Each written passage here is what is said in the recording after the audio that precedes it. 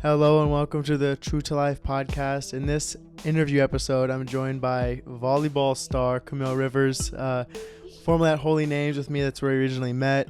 Now at Dominican. She's a junior, also in the nursing program.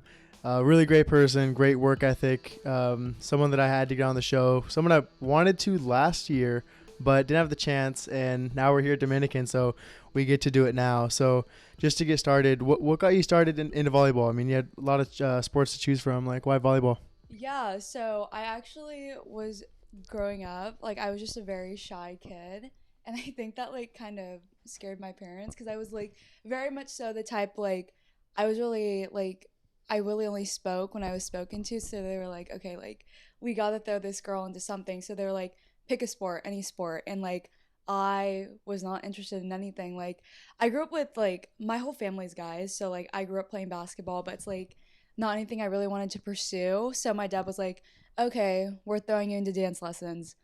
I missed all of my dance lessons. Wasn't it for you? Every single one. My dad got so confused. He was like, oh, your dance classes are on Tuesdays, right? I played along with it. I knew they were on Mondays. And then I missed every single one. And I actually had a cousin who played volleyball. I would always go to her games. So I was like, okay, let me try volleyball. Started when I was in third grade. Here I am now. Stuck with it after that? Stuck with it. Yeah, it was just natural for me. I love it. So, I mean, you're playing just for fun, rec, and then at what point did you realize you wanted to complete, collegiately, play at the next level? So starting in my rec league, I kind of noticed that I was just naturally more gifted than other girls. So my parents noticed that too. So they were just kind of thinking okay, maybe she can pursue this further. In Vacaville, there's not a lot of opportunities for volleyball. You very much so have to branch out of the city. So there was a local club in Fairfield, Club Solano, little startup club, started there, and that's kind of where I started with my club journey and kind of ventured out after that. I kind of grew out of Club Solano. I wanted to play even more competitively as soon as I got older to play in college. So then I actually played out in SAC for my last 3 years of club. There we go, 916. Yeah, some of the best years of my life. I loved playing in SAC. It was such an unforgettable experience. I've met so many people that I still keep in contact with today. I love that. Sacramento's big. I mean, you know I'm from Sacramento, so Vacaville's pretty close. So was that just travel ball? That's where you mostly played? Yeah.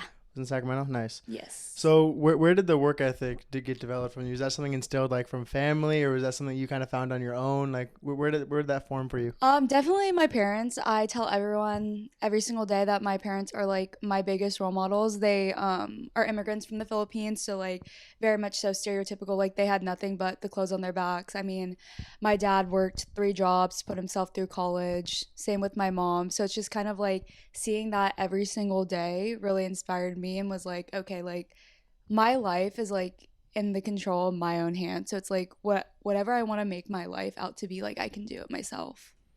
I like that. It really is all your choice and your control. I mean, as far as your other siblings, did they develop that as well, or is that something that sets you apart a little bit? I think, yeah, my siblings are definitely hardworking, but it kind of took them a little more time to develop that in terms of school and sports. So I'm actually the only.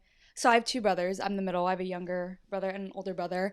They didn't play sports. They weren't very academically driven up until I would say probably a couple years ago. So I think that's definitely what sets me apart from them, just because from a very early age I knew I wanted to be the best in everything I did, school, academics, just anything. I think that's a common trend with high achieving student athletes is there's a drive that you actually want to perform and do well. And equally in the classroom as well. I mean, the nursing program, I mean, that's a lot on its own too. That's a whole nother chapter. So I mean, that's one thing I wanted to ask, because some students come here and they're just doing the nursing program and you're also playing a sport too. So what's that like for you? Just to give an idea for people listening, what is it like trying to balance those two? Yeah, it's probably one of the most hardest things I think I've ever had to go through. There are just so many times where I have to kind of sit back and think to myself, can I do this? Am I made for this? Just to give you a little insight of how my days went during season, I would probably wake up 6 a.m. every single day. I'd get ready for my day, and then I'd go through like 6-7 hours of classes. After classes, I'm either working out or I'm in the trainer's room trying to get my body right. And then at the end of the day, I have a 3-hour practice. After practice, I have homework. That's the schedule. Yeah. Yeah. So it's just like, it's insane to think like that's my day-to-day life. And of course, it's going to be hard, but nursing and volleyball is something that I'm so extremely passionate about. So it's like, I don't mind doing it. Like, if it's going to get me where I want to be, then by all means, because for my whole life I've always wanted to do this. Like, my whole like goal of going to college was to play volleyball and pursue my education, and there's not many places like Dominican who let you do that. Absolutely. I mean, you're getting to do both. I mean, Yeah. to be able to really experience and compete like collegiately, I'm starting to see it now that I'm playing and traveling. It's like you're making some lifelong memories. Oh yeah. Like with the sports aspect, but you're also gonna have like your future set up for you after, which is really special. Mm-hmm. So holy names or Dominican? Which one do you prefer? I asked Connor the same question.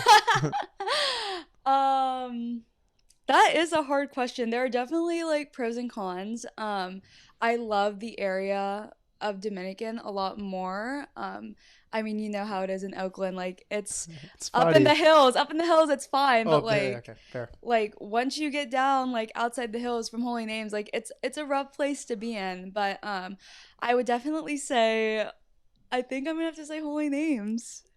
I'm gonna I love Dominican. I love my experience here so far, but I just think more so the people I've met at Holy Names are just I love the authentic truth. They're just like, they're irreplaceable. I met my favorite person ever there, Rain, my best friend for life. Shout out. Yeah, shout out Rain, shout out Priscilla, Maddie, everybody at Holy Names. Like, they're irreplaceable. I don't think I could ever find people like them. Yeah, for me, it's like I have an emotional attachment for Holy Names just Mm-hmm. because like that's like my first year in college and all that. But knowing Dominicans more going to be like my future and Mm-hmm. stepping into that, definitely pros and cons. That was Yeah. a great way to put it. Definitely both schools have a lot to offer. Did Holy Names have like a nurse? They had a nursing program, but it got shut down. So what was going to be your Yes. plan at Holy Names? Yeah, so after my sophomore year, I believe that's when we got notice that the nursing program was being shut down. It was one of the first programs to get shut down. So my initial plan was to just pivot and go to kinesiology because all the prereqs are the same. So I would graduate with kines in 4 years, and then I would have pursued nursing afterwards. The writing was on the wall with Holy Names. Yeah, right? Right? That's okay. We're still grateful for our time. Oh, for sure. It's so funny because, like, when I was a freshman and sophomore at Holy Names, like, I wanted nothing but to, like, get out of that place. Like, it's so weird to think about, like, how I would literally cry going to school because it's just, like, where I didn't want to be. And now that I'm, like, at a new place, like, I just think about it so much. There's a lot And, to like, offer. yeah, so much to offer. And, like, I guess I do kind of regret not really appreciating what I had right in front of me because it really was an amazing place with amazing people. Couldn't have said it better myself. So with your time at Holy Names came like some rough seasons too. I mean, maybe not a lot of winning, and it's been a battle for you. So going through rough seasons, I mean, this last year was pretty bad as well. But just speaking honestly here, but under all that, I mean, your work ethic and everything that you do, nothing changed. Like the way you approach the game, the way you approach school, like for you, like what makes you? Obviously, you mentioned your family, but it's hard. Like you saw some of your teammates are probably like, giving up and not giving a lot of effort at times. For you, what was the reason that like you just didn't want to give up and you just and you're gonna come back probably next year too and keep it going? Maybe. Yes, of course. Coming back for my 5th year, I'm getting a little old, Nanik. But I think definitely my mindset when it comes to these kinds of things and overcoming adversity is that like no one's gonna feel bad for you. Like that's just like the God honest truth. Like I went through it when I was at Holy Names, like when the school was shutting down. It's like my school is shutting down. Oh my God, I'm a victim. And it's like no one's gonna think like that. No one's gonna look at you and be like, oh, poor you, here's a spot. Like when I thought of it, it's like, okay, I'm at a disadvantage. That just means I need to work 20 times harder. Like when I was going through that spring season, my junior year, when I would see you every single day at the gym. You were hogging the floor. I was not hogging the floor. That was I was trying to get some shots up, and the volleyball nets were up, and I had to wait my turn. Yeah, I mean, you didn't get there early enough, so. Oh my goodness, just got called out. Yeah, so like when I went through that spring season just training alone, like I was already so limited on what I had to do because obviously volleyball is very much so a team sport. You can't really do anything on your own. So it's like I'm already not having a spring season with the team. I'm already limited on what I could do. Like, what can I control? I can control how many times I get into the gym, the touches that I can control. I can control my physical, like my physical fitness. Those are all things that I can do myself. So that's just kind of like the mindset I went in going into it. It's like I'm at a disadvantage. Like, people are out there, like, having way more advantages than I am. So it's just, it is what it is. You have to kind of just handle what you have and deal with the cards that you have. So I love it. There's three things I want to circle back on from what Yeah. you just said. You mentioned like a victimhood mentality, and I think that hurts a lot of people. Even along the course of this year, I'm guessing you saw that, like, oh, we've lost 10 games straight, and there's every other excuse in the book. You probably heard them all too. Yeah. Just there's always someone else to blame. There's always, the finger pointing. A good quote I mentioned. It's like when you're pointing one finger, you got three coming back at you. Yeah. So it's like really got to take accountability and not be a victim. So I think that was really well put. And quitting is the easiest thing to do. And by staying with it and staying true to yourself, I think that shows a lot about your character. Like, don't quit, because once you quit, it's all done, and you put the towel in. It's so easy to do that. Oh yeah. It's harder to keep going. And I feel like that's like what you really demonstrated both at Holy Names, now here. It's like you're not gonna quit, and I think that's something that you don't like learn overnight. Mm-hmm. You definitely put the work in there. So for people that maybe don't have the family force on the outside, like, how can they try to start to develop some of that grit? Like, if it doesn't come natural to them, because some of it does come natural, it's like it's something inside of you. What would you recommend as like a way to start? The hardest part is just getting up and like getting your foot in the door, like especially when it comes to like sports. Just like once you're out of your bed and you're in the gym, it's like, well, you're already there. Like, what are you gonna do with that time? Are you just gonna like mess around and just go back? Or are you gonna actually like make use of your time and like try to make yourself better? So that's definitely something that I struggle with too. It's just like, if I don't get out of my bed and do something, like, I'm not gonna do it. Like, I will literally drag myself out of the bed and go to the gym, and it's like, okay, I'm here. Like, the hardest part is over. I love that. It's like, I feel like if you're just laying in bed, even in the morning, it's like you have to just get out, because if you just start sitting there, you start thinking, excuses start rolling in. I think getting up is the hardest part. I think Lex mentioned that too. The first thing I do is you just got to get out of bed, and then the rest of your day starts to unfold. Exactly. And once you're in the gym, it's like, okay, maybe you're not going to get the greatest workout in, but at least you're doing something productive. In my head, that's way better than just sitting in bed. I feel like even if you're in the gym and you're stretching, at least just doing something to move the needle, it's going to be better than sitting. Oh, 100%. Sitting up top. You also mentioned the third thing was controlling the controllables.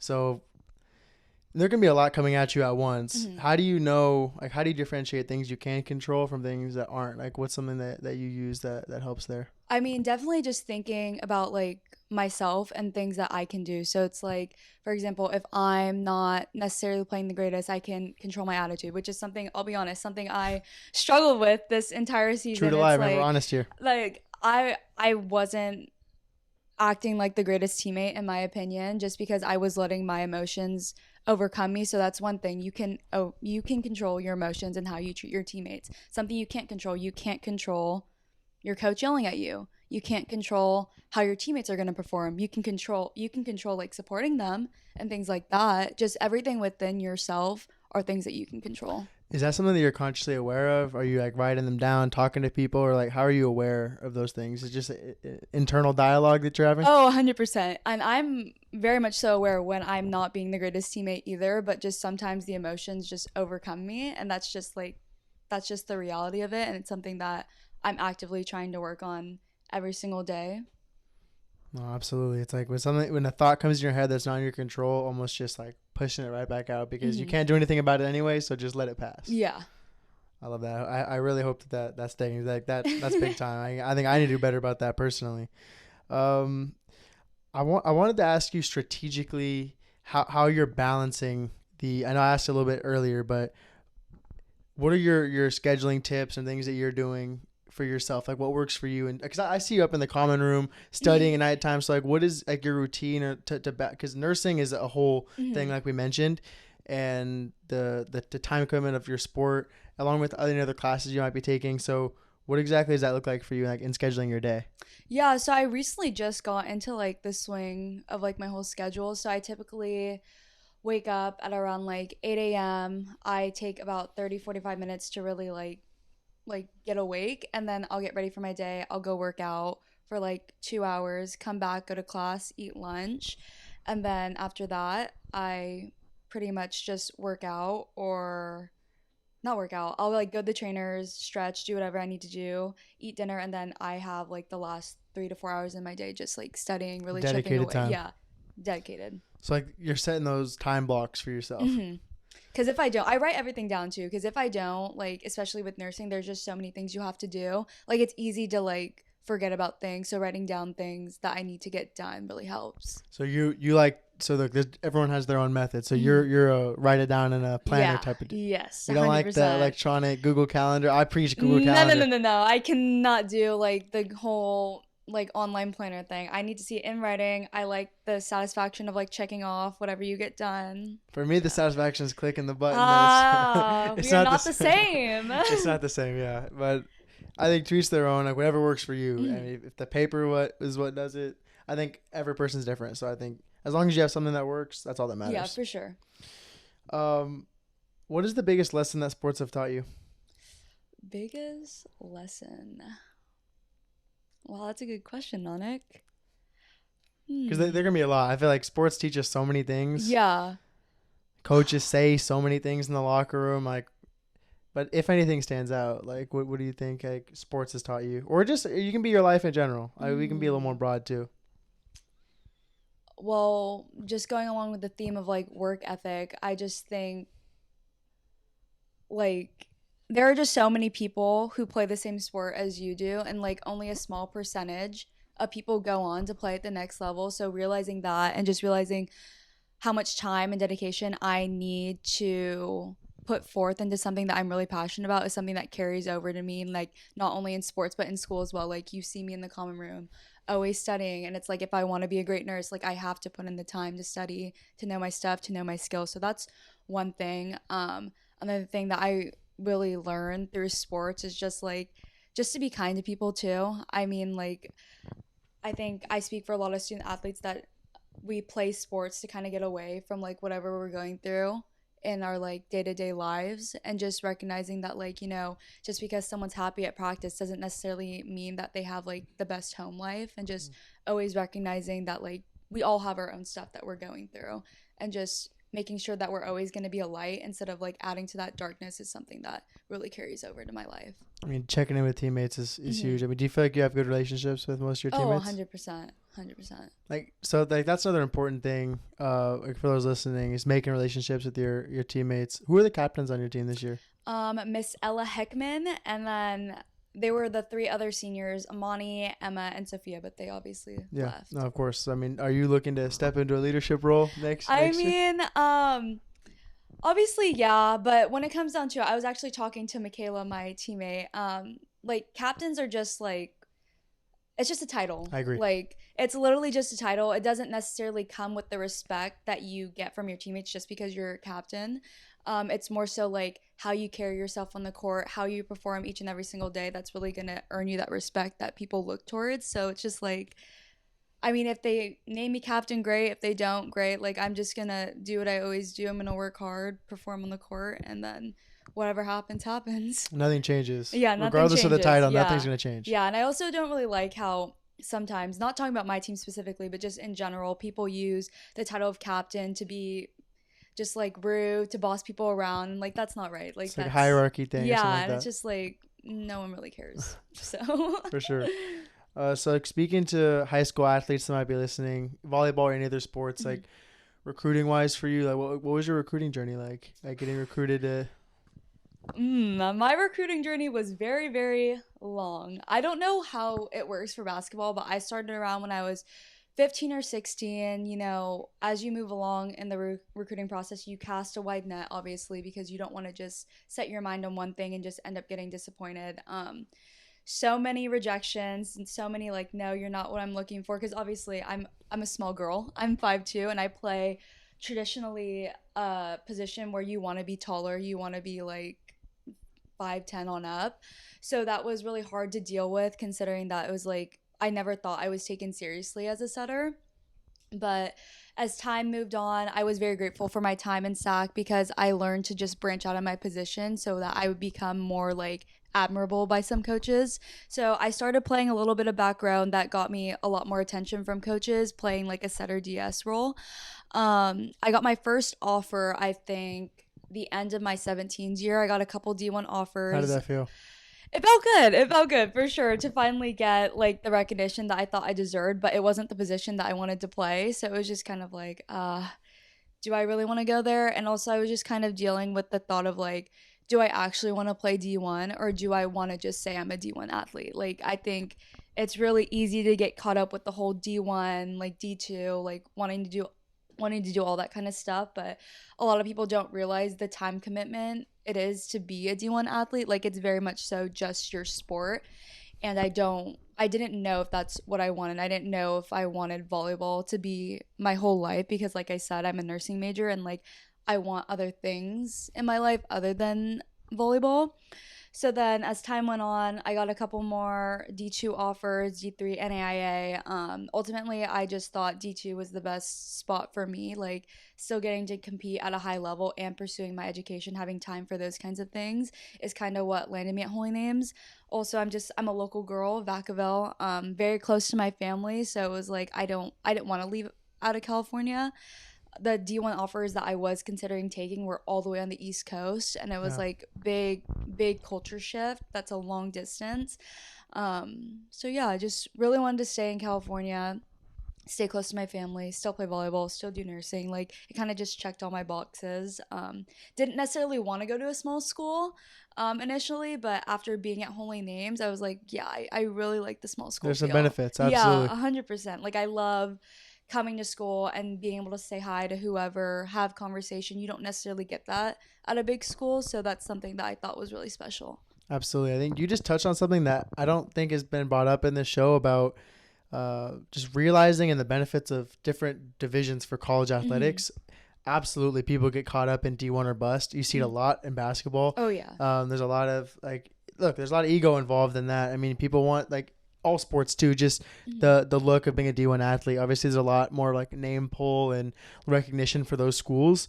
That's a really big a whole nother topic, to be completely honest. Oh my god, I wasn't even planning on talking about it today because you brought it up. Like, I'd love to talk about it a little bit more. And Division II being a really good experience for student athletes, and even like you said, junior college, there's NAI, like there's so many options, and a really big message. And I really loved how you put it, just really evaluate what you need to do like for yourself. And I feel like you did that really well, like exactly what worked for you.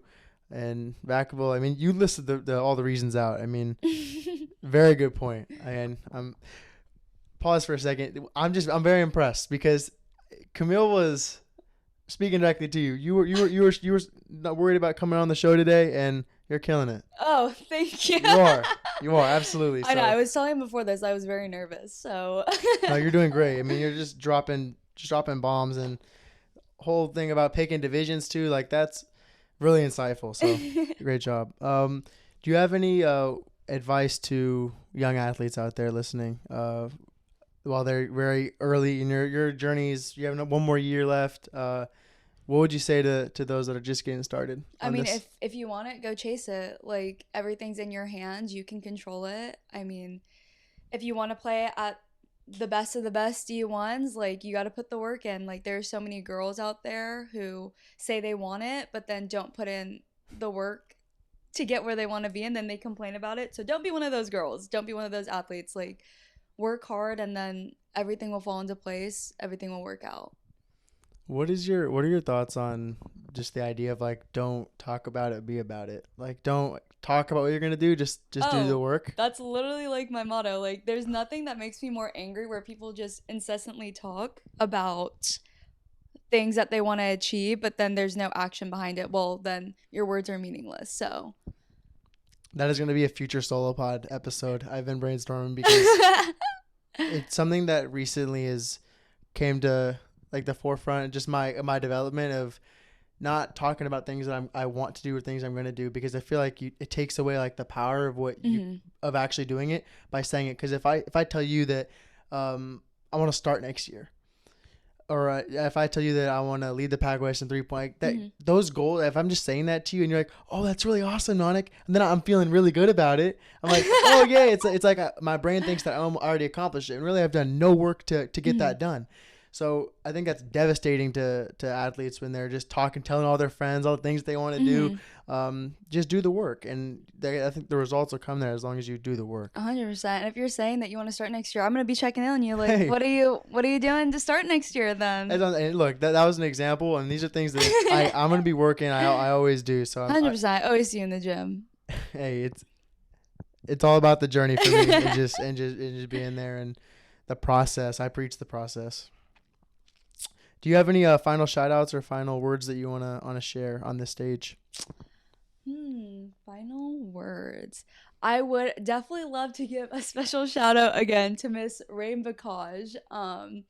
Again, one of my best friends in the whole entire world. I was going through a little bit of a rough patch my sophomore year. I was contemplating quitting. I just was in such a bad place mentally and didn't know volleyball was for me, but quite literally the only person that got me out of bed every single day, because I was actually commuting my sophomore year of college. The only thing that got me out of bed every single day to go to practice was seeing Rain. I mean, like, she's just one of those people who, like, I look at her, she makes me laugh, she makes me forget about everything going on in my life, and just honestly an amazing person to be around. I love that. Big shout out. Well, now that you just said that, I do have to ask another question, because being in those dark days, wanting to quit, wanting to, give in, for you, it was maybe Rain too. But say if she stopped showing up, like, do you think that you would have just quit on yourself, or do you think that you would have found a way? No. I think I'm too prideful to ever quit at anything, anything that I'm doing. Like, I just can't even, fathom the fact of me going up to my parents and being like, yeah, I'm quitting. Like, I just can't, I even think about that. I'm like, oh my God, what am I doing in my life? Because when you think about it, I spent so much time and effort and money to get where I wanted to be, to play collegiate volleyball. Why wouldn't I, want to experience that more? Granted, we all go through, our dark days, our rough patches, but ultimately, this is what I wanted. This is what I asked for. And, I'm going to appreciate and enjoy every minute of it. Very well said. I'm not even going to say anything to that. That's wonderfully put. So as I end all interviews with some rapid fire questions. Oh. What is your go-to snack? Skinny Pop and apples. I love how quick you had that up. That's amazing. I have the fattest bag of Skinny Pop in my room, every single day. I get it from Sam's Club, $5. It's probably the length of your abdomen. Wow. Yeah. No, it's it's huge. I mean, how often do you have to restock? Probably once a week? No, no, not once a week. Probably once every week and a half. Okay, there we go. Yeah. Nah, I wasn't too far off. Yeah. Okay, I know we're big Rod Waves fans, but do you have another favorite song artist to share? You can't say Rod because I already know that one. I know, but Rod, my favorite. I really just early 2000s R&B, so I would probably say Alicia Keys, or I really like Blast, even though he's technically a rapper, but he sounds more R&B to me. There we go. Awesome. And if you could play any other position in volleyball, what would it be? If you could make a my player, and I don't even know what that is, you could pick your height and make your perfect volleyball person, what would be the perfect position in your dreams if you could play? I would still want to be a setter. Okay. 100%. Even though they don't get a lot of credit, but I would definitely just want to be taller so I can play all 6 rotations. If I was 5'10", oh my God, yeah. 5'10" setter. Why do setters not get a lot of credit? I'm curious now. So relating it to basketball, setters are very much so the point guards. They're the ones who get the assists. They don't really look at the pass or the set. They more so look at the end product. So that's the kill, the person who made the shot. So it's we don't really get recognized a lot for that. I'm not gonna lie, to make a basketball analogy, it would be the equivalent of someone that's setting good screens, boxing out, doing the stuff that doesn't necessarily show up on the stat sheet. Very, very valuable person to the team, though. I know what that feels like. Yeah, so absolutely. 100%. Camille, amazing job. I had a really great time. So thank you so much. So those of you listening, if you heard anything from Camille, everything about her is going to be in the episode notes. So, give her a follow or a ring, as well as anything with me and the show. Please reach out if you have any questions. As always, it's really a blessing to have this platform and be able to talk with you all. So thank you so much, and be back here next time.